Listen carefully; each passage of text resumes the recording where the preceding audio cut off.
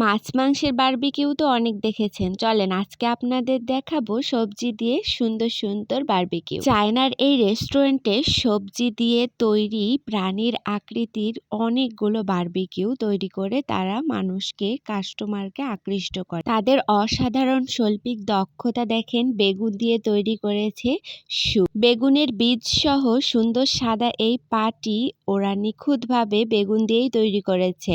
আবার বেগুনের জুতার মধ্যে বেগুনের পাটিও প্রবেশ করে বারবিকিউ করে এরা তাদের রেস্টুরেন্টে সার্ভ করে কাস্টমারের কাছে। দেখেন, দেখে মনে হচ্ছে সাদা এই প্লেটের উপর সবুজ একটা জীবন্ত ব্যাঙ বসে আছে। তারা শুধু সবজিকে বিভিন্ন প্রাণীর আকৃতি দিয়েই বারবিকিউ তৈরি করে না, তারা তাদের রেস্টুরেন্টে সবুজ সতেজ সবজিগুলোকে বিভিন্ন প্রাণীর আকৃতি দিয়ে প্লেটের মধ্যে সাজিয়ে সালাদ হিসেবেও সেটা পরিবেশন করে।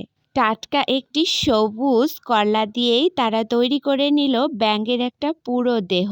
এটা তারা সালাদ হিসেবেই খেয়ে নিবে। খাবারের এই ডেকোরেশনগুলো যে কারোই মন ভালো করে দিবে। একটা আপেল আর একটা গাজর আর বেশ কয়েকটা আঙ্গুর ফল দিয়ে ডেকোরেশন করে নিচ্ছে। এটা তারা তাদের রেস্টুরেন্টের টেবিলের উপরে রেখে দিবে, যা দেখে ছোট বড় সবারই মন ভালো হয়ে যাবে।